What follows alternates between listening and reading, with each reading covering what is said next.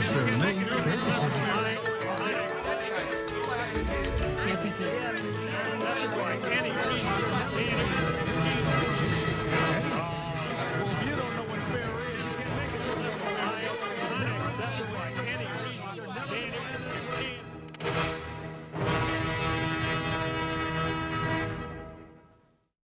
Donnybrook is made possible by the members of the 9 Network. Thanks for joining us for this edition of Donnybrook. We are sequestered once again, socially distancing. However, it turns out that some of us have kind of coordinated our shirts, as you're about to see. But first, we welcome back Wendy Wiese, the news director for the Big 550 KTRS. Hello, Wendy. Welcome back. Hello, all. It's great to be back. Now, Wendy didn't get the memo on the shirts, as you're about to see. Bill McClellan did. Of course, he's one of our founders with the St. Louis Post-Dispatch. Hello, Bill. And we're also joined by another founder. He's Ray Hartmann. He's with the Riverfront Times and the Big 550 KTRS. And, of course, from the St. Louis American, the Dave Glover Show on 97.1 and beyond, the one and only Alvin Reid. So there you have our coordinated shirt Donnybrook. It looks like the fashion patriarchy. That's what it looks like. Oh, maybe a good question for Dr. Terri Weaver, who's a professor of psychology at St. Louis University, and she's going to join us on Donnybrook Part 2 in about 30 minutes. Okay, first, however, on Monday, Bill, the city of St. Louis and St. Louis County are going to loosen up their stay-at-home restrictions. They're not going to do it the same way. They didn't get on the same page, so to speak. In fact, last Friday, Lyda Cruz and the mayor said, well, I thought we'd release our guidelines together. I guess that's not going to happen. Be that as it may, across the river in Illinois, Governor J.B. Pritzker is laying down the law in Madison County, telling all businesses that open illegally, hey, he says you might lose your state license if you're a barbershop, for example. And in St. Louis County, the House of Pain with 2 gyms has been open in defiance of the county regulations since March. So Dr. Sam Page told the owners there, Bill, hey, I want a list of all of your customers. I'm going to contact trace all of them, and you're going to pay for it. What do you think about them apples? Well, I thought that Sam Page and the county were going too far on that. I think you have to be a little empathetic here. I mean, I'm all for the sheltering at home and the stay-at-home orders, but I don't have a lot of bills. My house is paid for. I'm on Social Security. If I were still working and had bills to pay and was running behind and had a family to support, I mean, I'd be edgy to get back to work too. And I think that Sam Page would be better advised to do what initially I thought they were going to do. And that's just try to use moral persuasion on people instead of going after names and numbers of people who've been there. I don't like that. Well, if somebody gets infected out of there, then sure, then you need to trace people. But this preemptive tracing, I thought it was too far. I have empathy, but at the same time, if you're going to, openly defy the book, and then the book gets thrown at you, that's what you should expect. Now, I think both this Jim and Sam Page in the back of their minds are thinking that before this lawsuits and going back and forth comes to fruition, the county will he's going to give the order that all gyms and things like that can reopen, because on the 18th, most things are. But my reaction, and let's say every action has an equal and opposite reaction, I think I would have done the same thing. I said, if you're going to be that openly defiant, then I'm going to be that openly out to get you. Oh, and by the way, good luck when the health inspector keeps showing up for the next 2 years every 2 days. And good luck getting your county business license. And you better have your taxes paid at 12:01 a.m. the day that they're due, or I might slap a padlock on you.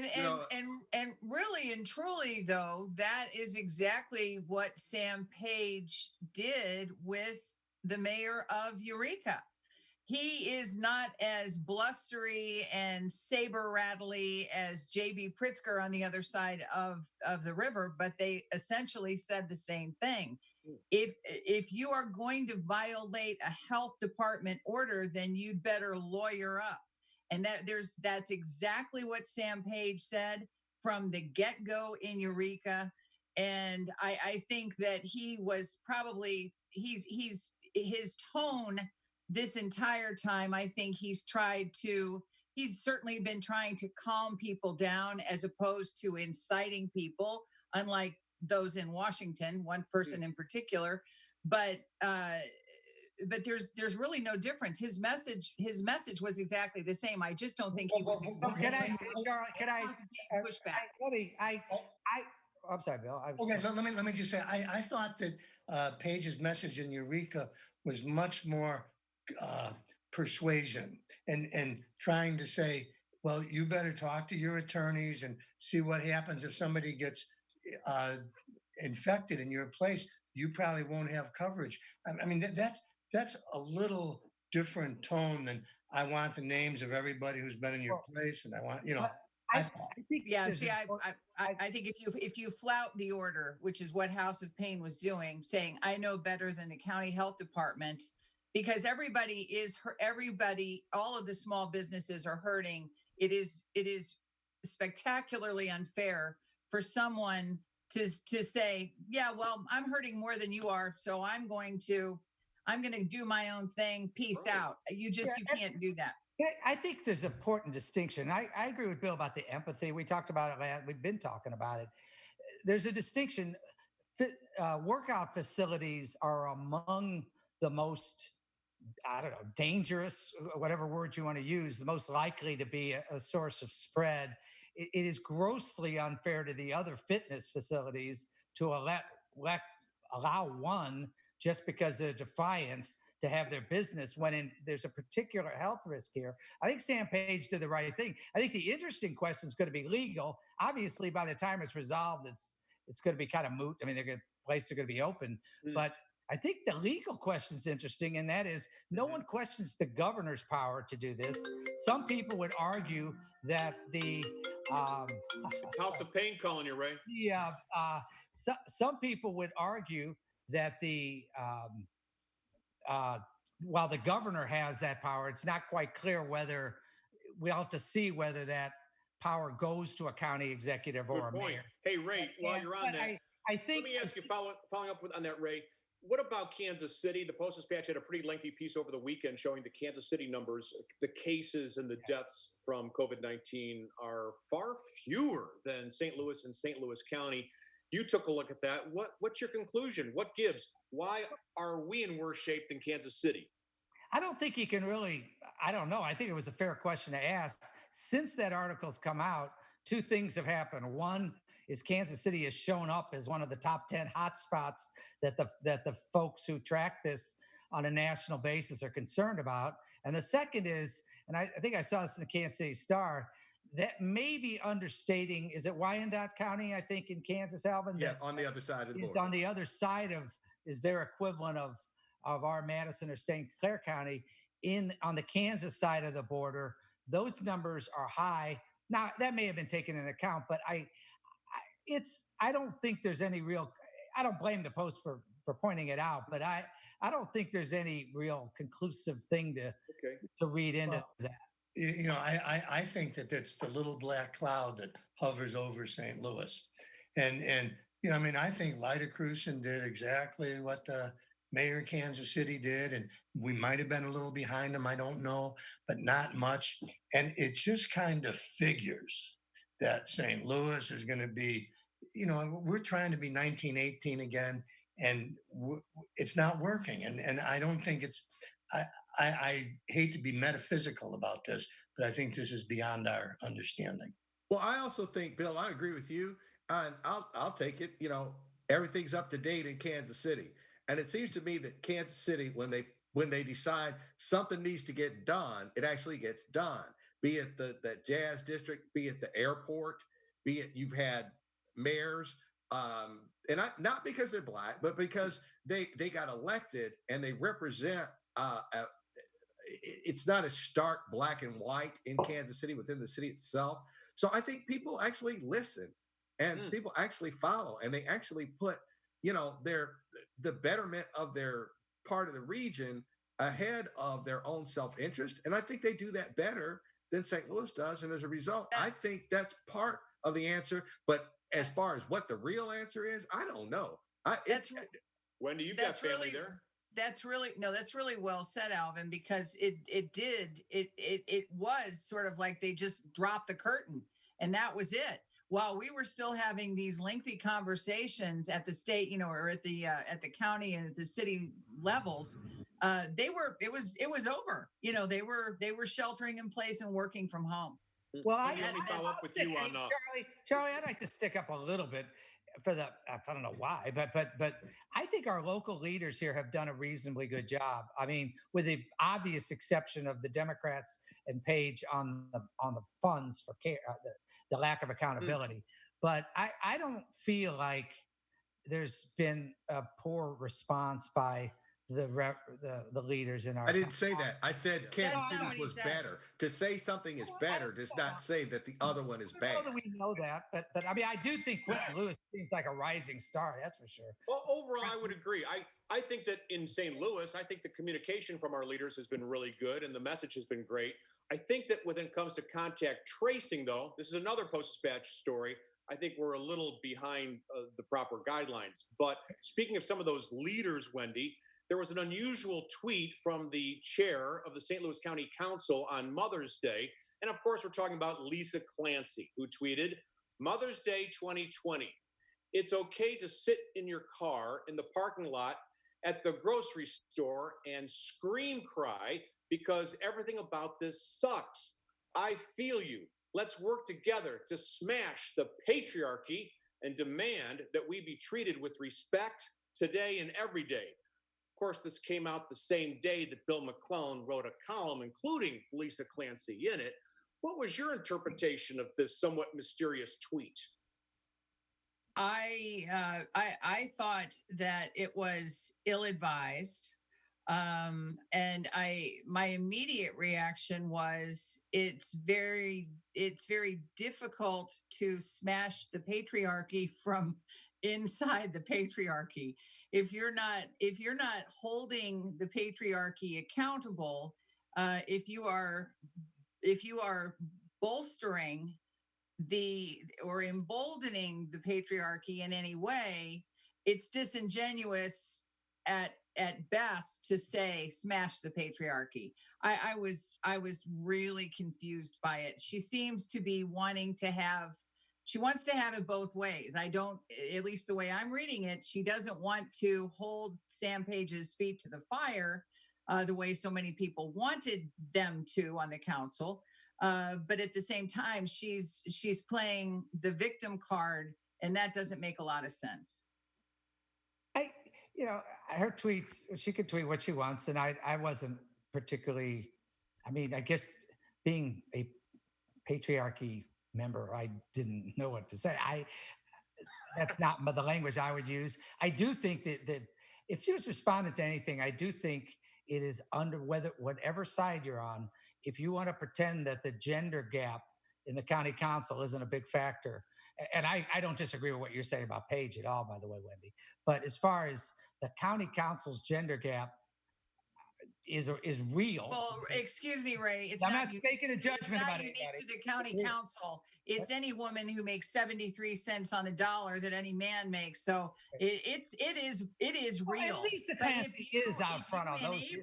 If you enable the patriarch, then you can't say then smash the patriarch. Oh, but come on, Lisa Clancy is a very progressive person who definitely way out in favor of being concerned about the 73 cents an hour type issues. That's not my point. I think you've got an interesting point about the support of Sam Page, but I'm just saying there is a dynamic, and I don't make a judgment about it. There is a real dynamic when you have could be one party of one gender and all the other of another. It's just interesting, or coincidental. Well, whatever it is. Yeah. I don't want my council person sending tweets that make no sense and sound, like they momentarily lost it. Now, I know that the nation gets like 5,000 of them a month from our leader, but at the same time, this is St. Louis County and you're a council person, and what you say counts. Hold it together. I mean, we seem to be. Lisa Clancy is my council person. I mean, I'm a constituent, and I thought the tweet was kind of maybe amusing is not the right word, but very interesting and very emotional. And I didn't find it offensive in any way. Well, Hey, Alvin Tim Reid, Fitch is my council person, so while I disagree, we're not ranting. He hasn't done anything. Hey, let's move on. Alvin Reid, like to know your opinions on the WashU student. I think he lives in New Jersey. He's lawyered up with an attorney who actually represents other kids who are suing other schools like Duke and some prominent institutions of higher learning. So he feels that his educational experience has been diminished this semester. Of course it has. And he wants $28,000 back from Washington University in St. Louis. I feel, hey, the pandemic is terrible. It's not WashU's fault, though. How do you feel about this? Well, I feel that I have 2 college daughters who are back here taking their courses. They're pretty much finished now. And they flee the house when I'm doing this program because they don't want to make any noise.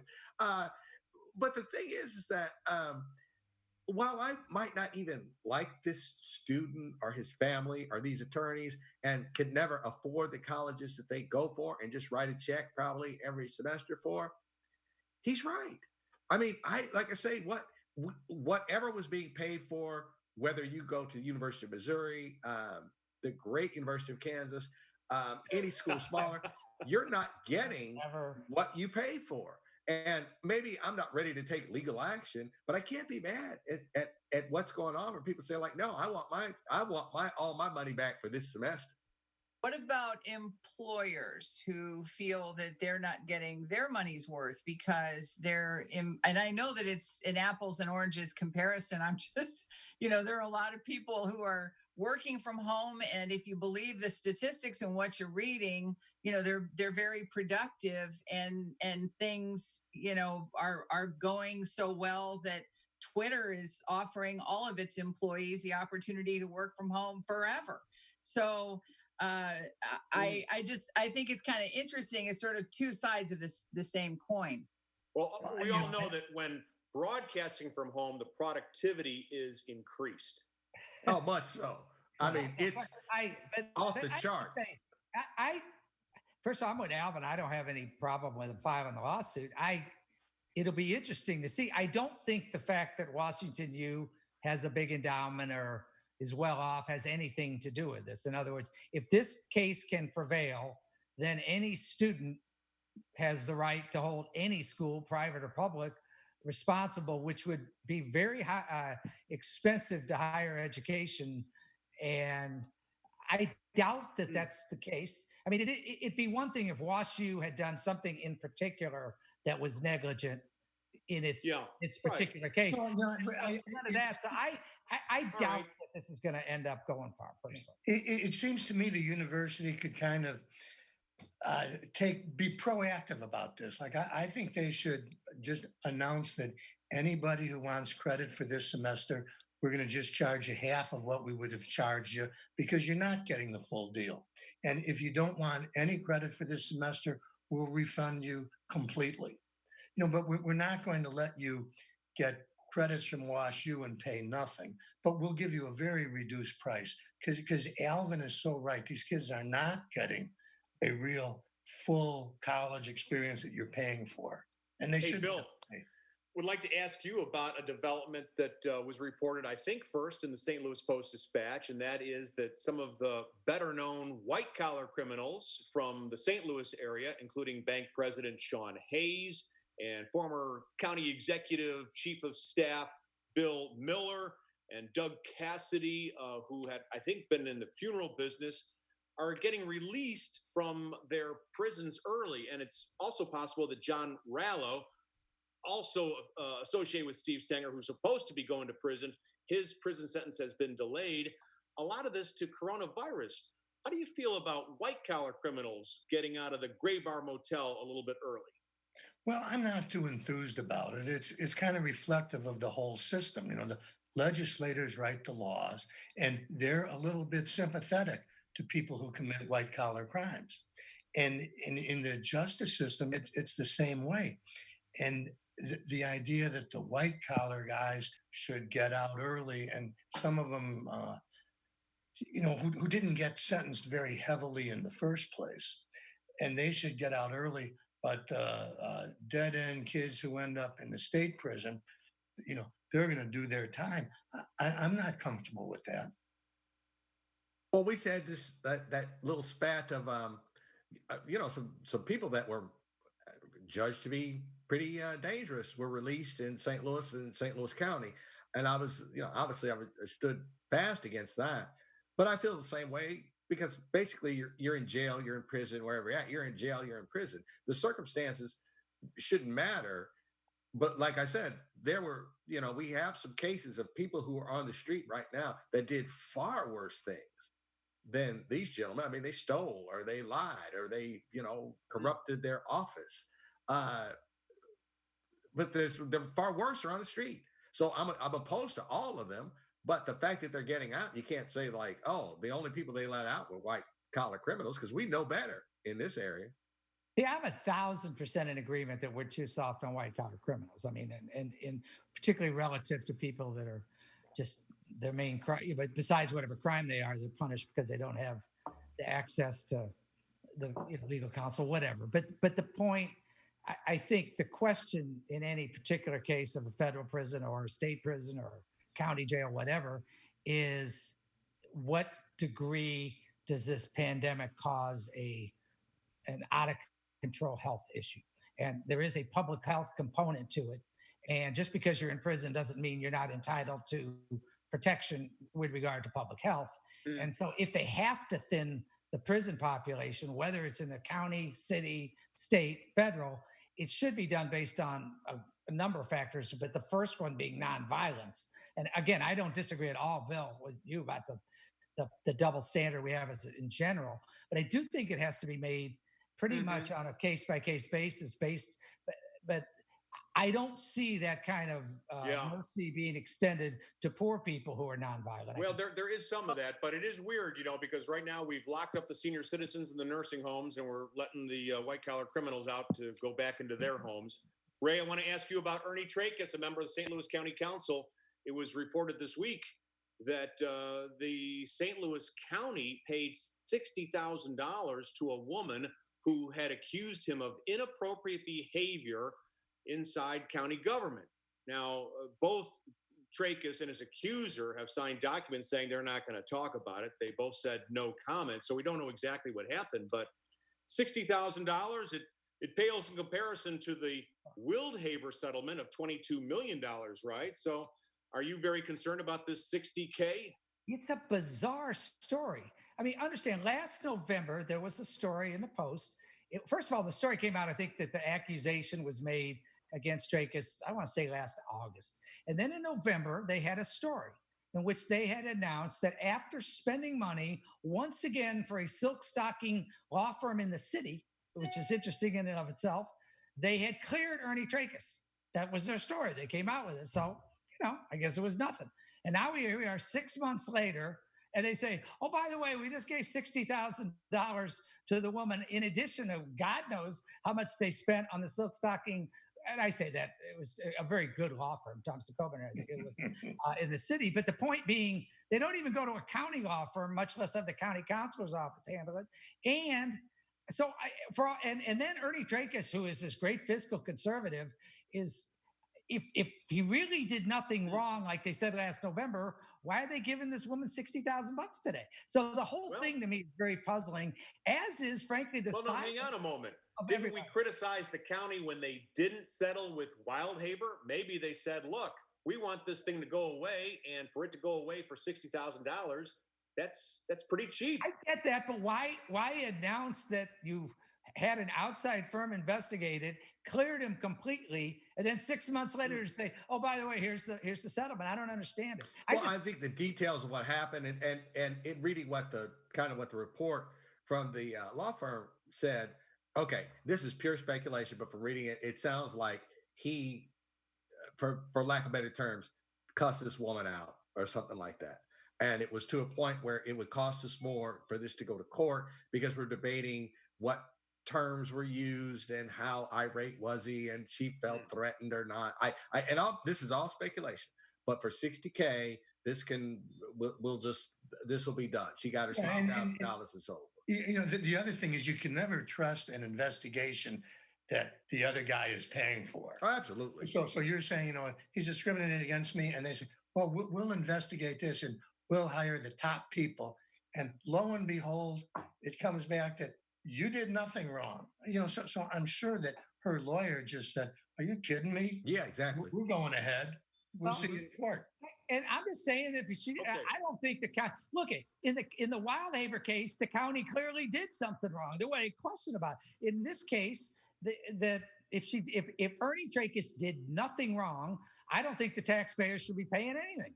Hey, let me ask Wendy Wiese an exit question with about a minute and a half to go. Wendy, restaurants have been serving curbside in the time of coronavirus, and now restaurants in the state of Missouri are allowed to sell cocktails to go. There's a measure in Jefferson City to make that permanent, so you can go to a restaurant and get a cocktail for the road. How do you feel about that? Well, there's an open container law now that allows the passenger at this point to essentially have that. And if it helps make things any easier for restaurants who are on the bubble, then I'm okay with it. Me too. Aren't you responsible though? If I come in and I buy 2 cocktails to go, and I'm driving to Kansas City, and something happens between, then here and there, that gets traced right back to the restaurant. I think it's a bad idea for this to go on, permanently, because ultimately this will blow right back on the restaurants themselves. I think it's money that's leading to restaurants losing money. I think the restaurants should be free to do it. I don't think anybody should be able to consume alcohol in an open container in a car, period. But I think the restaurants should certainly be able to sell canned beer and bottled wine and stuff. I don't see why. Well, maybe we'll talk about alcohol in the pandemic with Dr. Terri Weaver, professor of psychology at St. Louis University. She's going to join us on Donnybrook Part 2, which is coming up. So thanks for joining us, everybody. We'll be right back. Donnybrook is made possible by the members of the 9 Network. Yes, he did.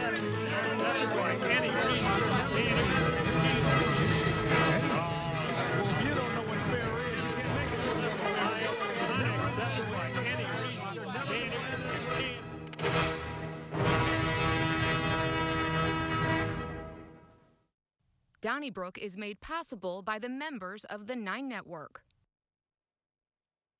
Well, thank you so much for joining us for the second half, and we are so proud and privileged to welcome Dr. Terri Weaver, a professor in the Department of Psychology at St. Louis University, go Billikens, for joining us for this edition. Why? Because we understand that mental health can really be a topic that many people don't talk about, and yet at the same time, the pandemic could have deleterious effects on our mental health. And so let's pose those questions then to you, Dr. Weaver, as we welcome you to Donnybrook. How are you? I'm doing well. Thank you so much for having me. Yeah, it's not really something that I would ordinarily talk about with other people, in general conversation. But if someone does have a mental illness, could it be worsened by this pandemic?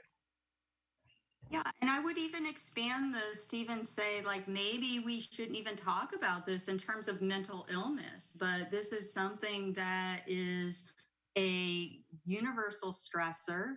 Of course, it is being experienced in some ways universally, in some ways differently. And I'm sure we'll get into some of those disparities and things we're seeing.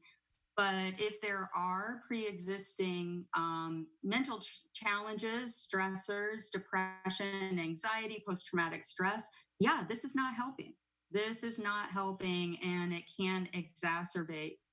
But one of the messages I want to share today is to try to destigmatize mental health responses, and to say, we don't think about this as illness. When you have a true stressor that has all the elements that this one has, like this has a toll that it can take on our emotional, psychological, and physical functioning. Doctor, I don't know if this is something that is unique to Americans, but I've noticed, I'm sure that all of my colleagues and friends have noticed also, that the immediate response when we're afraid is to jump right into the inappropriate humor. You know, it's that gallows humor. And you see it on social media.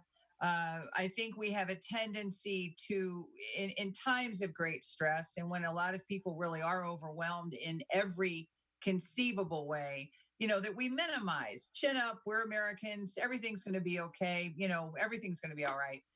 When it comes to children, you know, they are a little bit harder to read, aren't they? Are there things that parents can look for, maybe imperceptible changes to anybody outside of the home, but things that we really do need to be in tune to, or in tune with, when it comes to our children and grandchildren, to say that something's going on? Absolutely.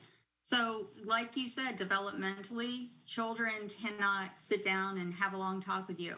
They are going to show you with their behavior.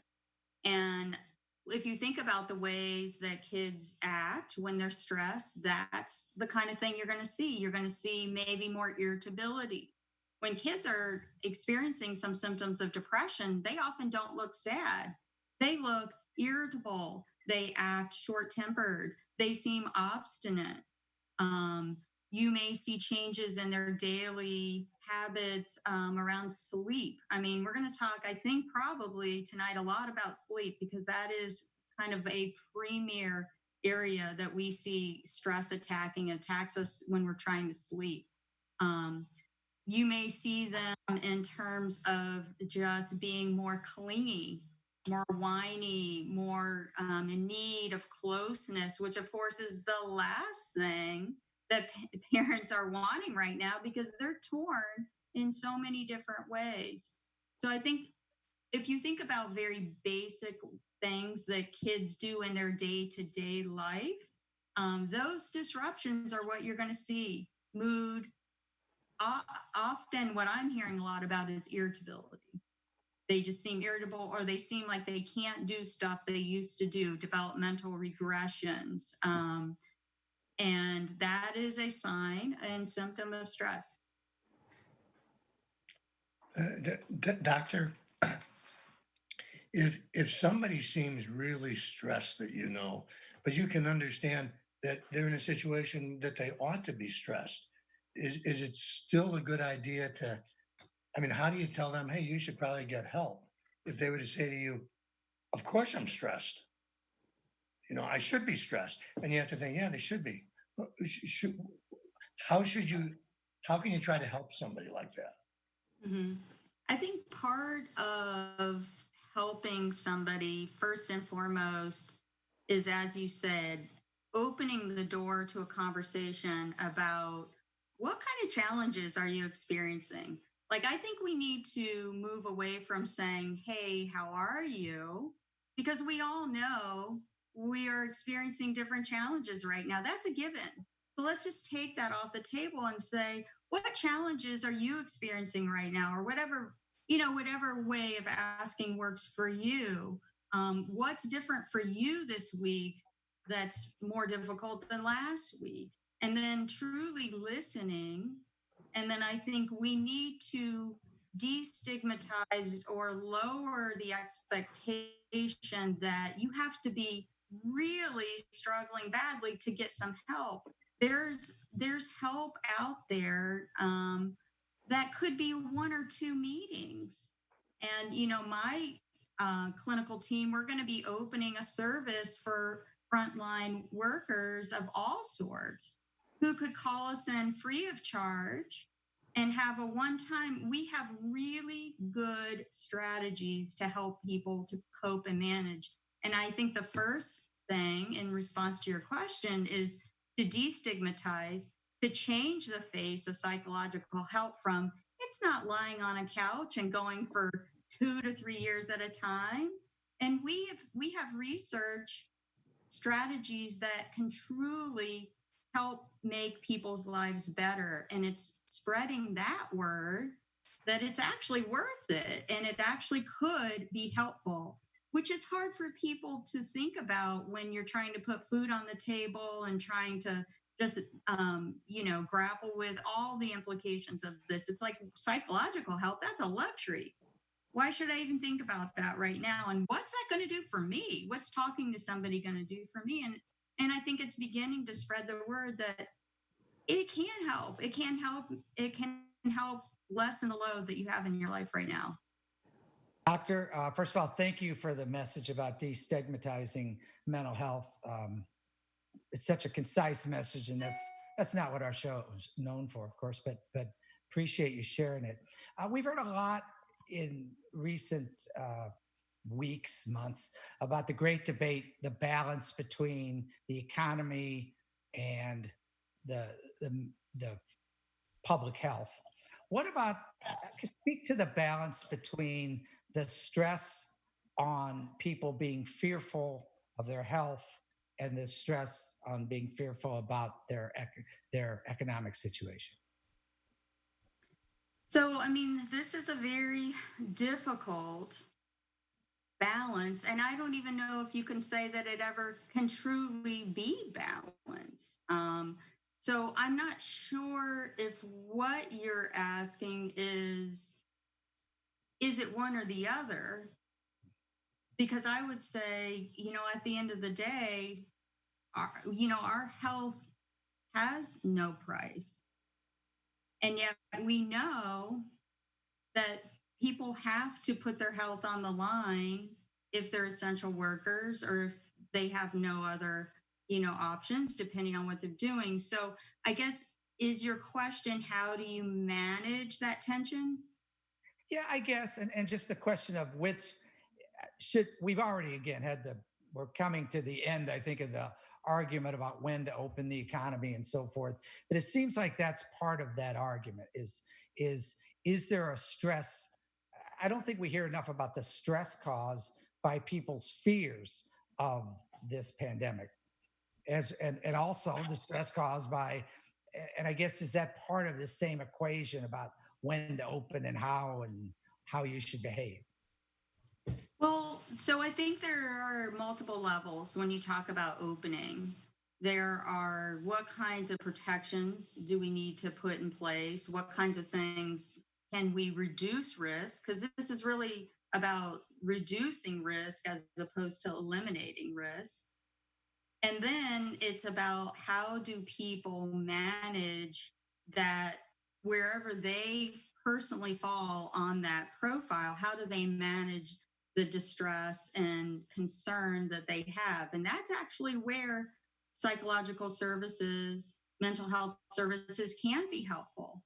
Because maybe the person is within this, what we know right now, maybe they are magnifying their concerns.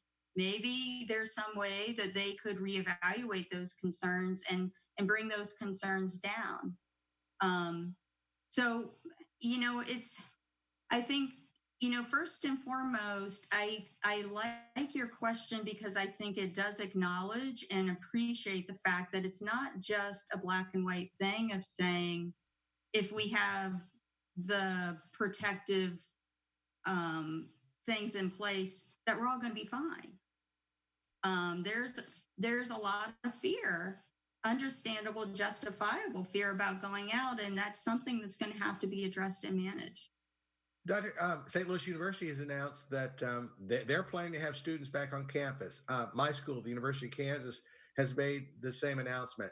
If I'm a college student, okay, and I do have anxiety, but I want to go back to school, I don't want to be here with mom and dad like my two daughters are.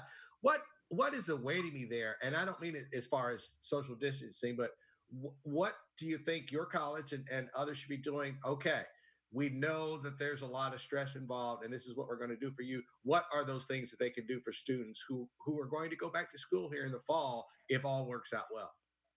Mm-hmm. I mean, we're all working very hard on this. I mean, I have to tell you that this is the question of the hour.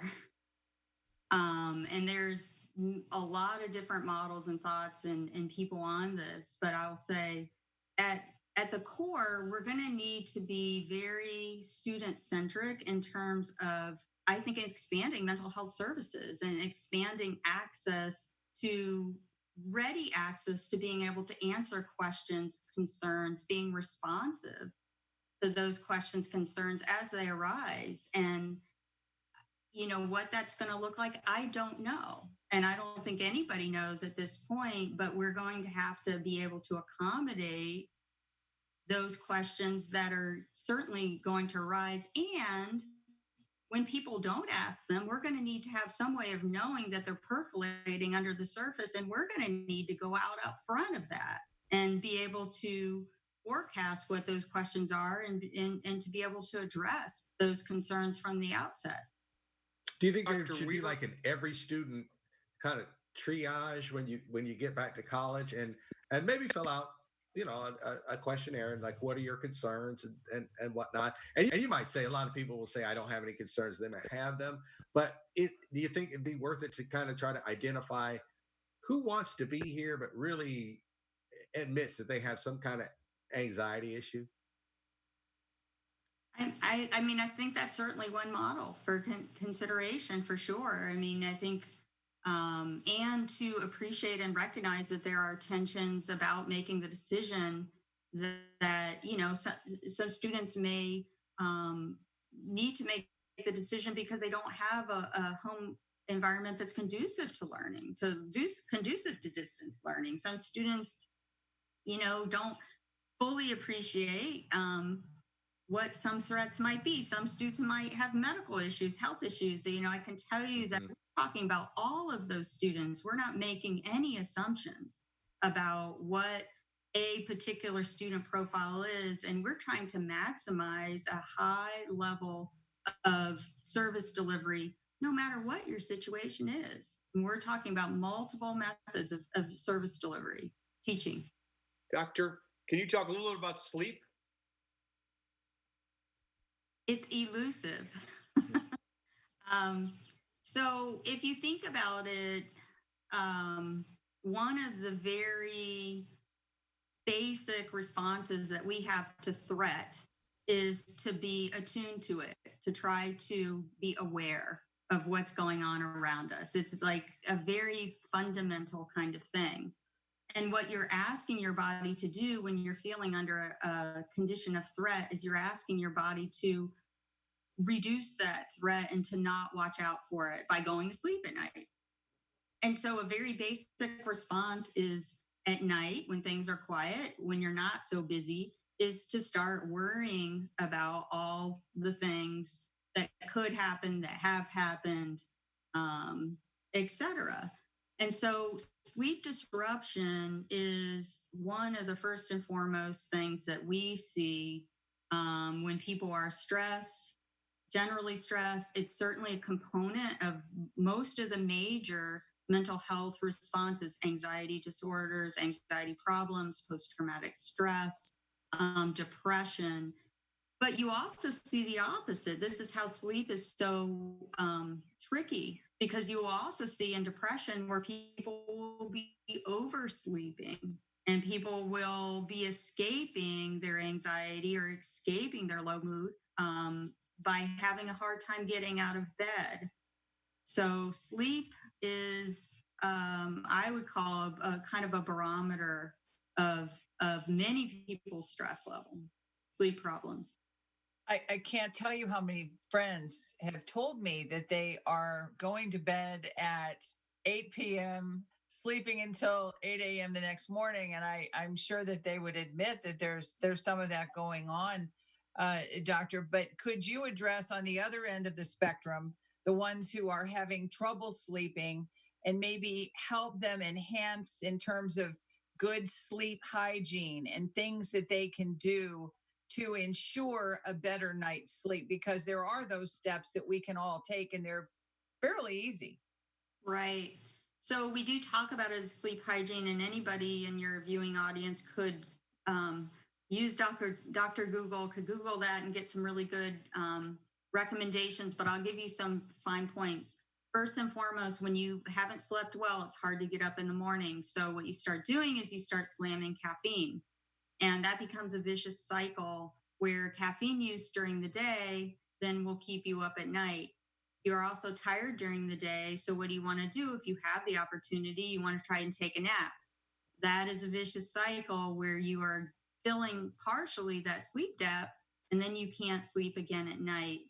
So some tips, develop a routine at night where you start to get off the screen and give yourself some good solid time away from the screen so that you can start to wind down.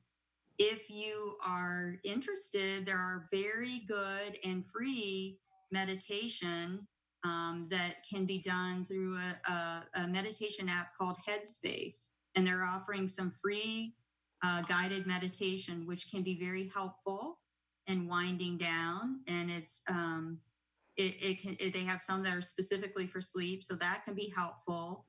Trying not to work in bed, trying to use the bed only for sleep at night is good. And then what a lot of people do, because it seems like it works, is they'll take a drink at night and they'll try to get to sleep because they've taken a drink. Well, that's a vicious cycle as well, because even if you sleep, you're not getting good REM sleep if you have used alcohol. And so again, you're building up more sleep problems.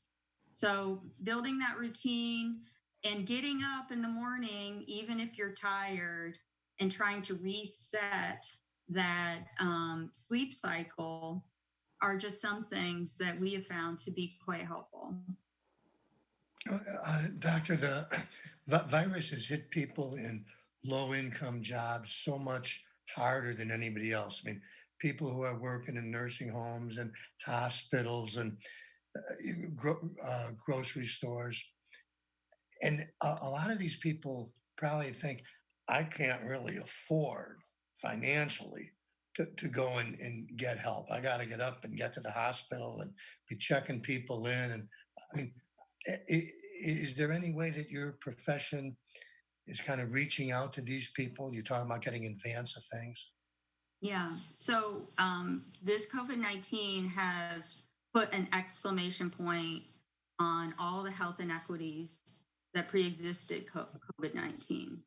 And one of the things that we're trying to do is to think of novel ways of increasing access for just some of the same people that you were talking about, Bill. We're going to be starting, my team is going to be starting for frontline responders a free service. And I will be happy to let you all know the ways of contacting that. It's a 1 or 2 time contact where we will provide mental health support, coping, and some tools for people, just the very people you're describing.